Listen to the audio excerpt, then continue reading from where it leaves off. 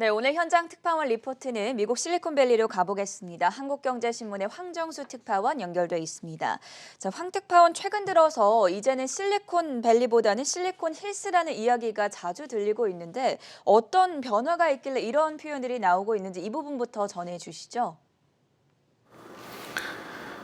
네, 우선 실리콘 힐스는 요즘 미국 기업들 사이에서 창업의 성지로 가장 주목받는 텍사스주 오스틴의 서부 구릉지대를 뜻하는데요. 5,500여 개 이상의 IT 기업과 스타트업이 밀집해 있어서 기회의 땅으로 뜨고 있습니다. 최근 오스틴으로 본사를 옮기는 글로벌 기업도 많습니다. 테슬라가 대표적인데요. 지난 10월 초였죠. 일론 머스크 테슬라 대표가 본사를 실리콘밸리에서 오스틴으로 옮기겠다며 주주들 앞에서 전격 선언했습니다. 머스크는 실리콘밸리는 높은 주택 가격 때문에 직원들의 출퇴근 시간이 길어진다고 이유를 밝혔습니다. 미국 내 두 번째 파운드리 공장 부지를 놓고 1년 가까이 고심했던 삼성전자도 결국 텍사스를 최종 낙점했는데요. 블룸버그 통신은 최근 크고 새로운 비즈니스 투자를 유치할 때 텍사스만큼 적극적으로 나서는 주가 거의 없다며 삼성전자가 다른 후보지였던 뉴욕이나 애리조나 대신 텍사스를 선택한 것은 놀랄만한 일이 아니다라고 보도했습니다. 테슬라나 삼성전자가 텍사스를 본사 또는 신규 공장 부지로 택한 건 현실적인 이유가 큰데요. 테슬라가 본사를 현재 두고 있는 실리콘밸리의 집값은 미국에서도 비싸기로 유명합니다. 금융중심지 뉴욕 맨해튼과 비슷한 수준인데요. 중산층 가족이 많이 사는 실리콘밸리의 펠로알토의 방 4개, 차고 2개짜리 2층 목조주택은 300만 달러, 우리 돈으로 약 36억 원 넘는 가격에 매물이 올라와 있습니다. 건축 시기와 학군 등에 따라 같은 크기의 집도 더 비싸기도 합니다. 캘리포니아는 직장인들이 내야 하는 세금도 많은데요. 미국 연방정부의 소득세율은 소득과 가족 구성원 수에 따라 7개 구간으로 나뉘는데 최고 37%입니다. 여기에 실리콘밸리 빅테크 기업 직장인들은 캘리포니아 주소득세 최고 13.3%를 더해서 내야 합니다. 연봉의 40% 정도가 세금으로 나간다는 얘기입니다. 텍사스는 좀 다른데요. 일관된 친기업 정책 덕분이라는 대체적인 평가가 나옵니다. 텍사스엔 기업 유치에 발벗고 나서는 전통도 있고요. 법인세가 미국 50개 주 가운데 가장 낮게 책정된 것이 대표적인 사례로 꼽힙니다. 텍사스는 우선 주 차원의 법인세를 부과하지 않습니다. 다만 최고 1%의 영업세만 물리고요. 물론 모든 주에 공통으로 적용되는 연방정부 법인세 21%는 내야 합니다. 세금을 적게 거두는 대신 기업을 더 유치해서 지역 경제를 활성화하고 좋은 일자리를 많이 만들겠다는 목표입니다. 개인 소득세도 없는데요. 부유층의 낙수 효과를 기대하고 있기 때문입니다.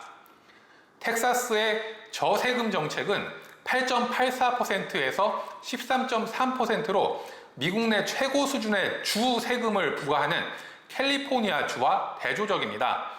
이런 이유로 탈실리콘밸리와 텍사스 이전 러시가 동시에 벌어지고 있습니다. 오라클, HP 등 실리콘밸리 탄생의 주역인 기업들부터 바이오 기업 길라드도 텍사스로 본사를 옮겼습니다. 한국 기업들도 마찬가지인데요.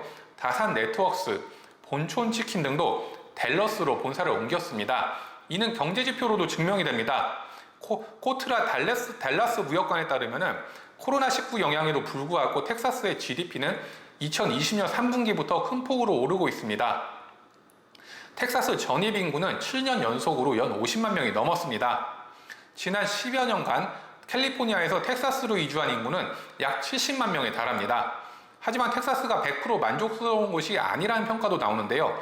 공화당의 텃밭인 텍사스가 지나치게 보수적인 정책을 연이어 선보이면서 젊은 유입자들의 반발을 사고 있는 게 대표적입니다.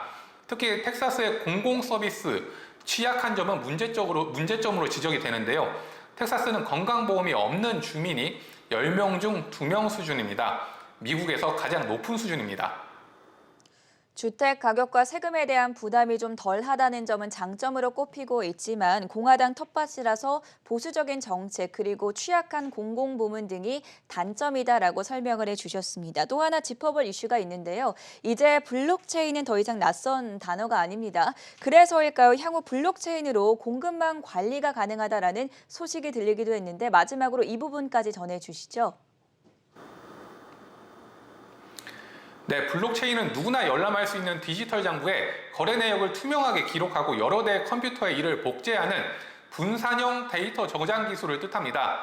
블록, 즉 장부에는 일정 기간 동안의 거래 내역이 저장되고요. 이 내역은 사용자들이 공유할 수 있습니다. 데이터 변경이 불가능하기 때문에 신뢰성도 높습니다. 최근엔 블록체인을 공급망에 접목하는 기업들이 늘고 있는데요. 지난해 코로나19가 전 세계적으로 확산하고 최근 물류 대란이 더해지면서 기업들의 공급망 관리의 중요성이 커졌기 때문입니다. 왜 공급망에 블록체인이 일단 설명드리자면은 기존의 공급망은 하나의 통합된 시스템이 없고요. 제품 이력을 추적하는데 시간이 많이 소요되는 문제가 있습니다. 제품의 추적 가능성이 낮고 투명성이 부족하면 제품 조달 지연, 비용 증가의 문제로 이어질 수 있습니다. 하지만 블록체인 기술을 사용하면 각 공급망 참여자는 거래 사항을 임의로 변경할 수 없습니다. 또 새로운 정보도 업데이트할 수 있고요. 거래 사항은 항상 최신 상태로 유지할 수 있어 회사는 언제든지 제품의 상태와 위치를 찾아낼 수 있습니다. 이는 모조품, 배송 지연 등과 같은 문제를 해결하는 데 도움이 된다고 합니다. 블록체인을 사물 인터넷과 같은 스마트 기술과 결합해서 공급망에서 생산, 운송 및 품질 관리, 조건 추적을 자동화할 수도 있습니다. 컨설팅 업체죠. PwC에 따르면 미국의 제조 산업 분야 최고 경영자의 24%가 블록체인 기술을 공급망 구축에 시험 또는 구현하고 있는 것으로 나타났습니다.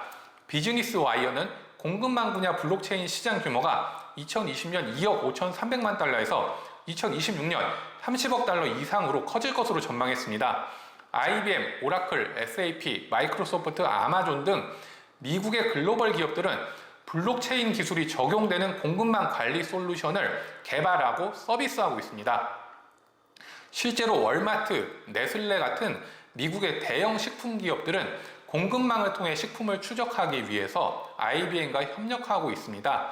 IBM은 다이아몬드가 윤리적으로 소싱될 수 있도록 보장하는 블록체인 솔루션을 만들기 위해 블록체인 전문 업체와 협업하기도 합니다. 산업별로 의약품 산업에서도 수요가 커지고 있는 상황입니다.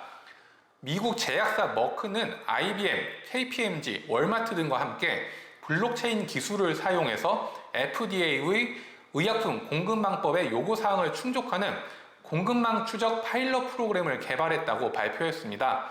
유통되는 처방 의약품 및 백신을 식별, 추적하는 프로그램입니다. 미국 기업들이 자사 공급망에 블록체인을 더 많이 도입하고 있기 때문에 미국에 진출하려는 한국 기업들은 블록체인 기술 도입과 생태계 구축을 필수적으로 고려해야 된다는 전문가들의 조언도 나오고 있습니다. 지금까지 실리콘밸리에서 한국경제신문 황정수였습니다.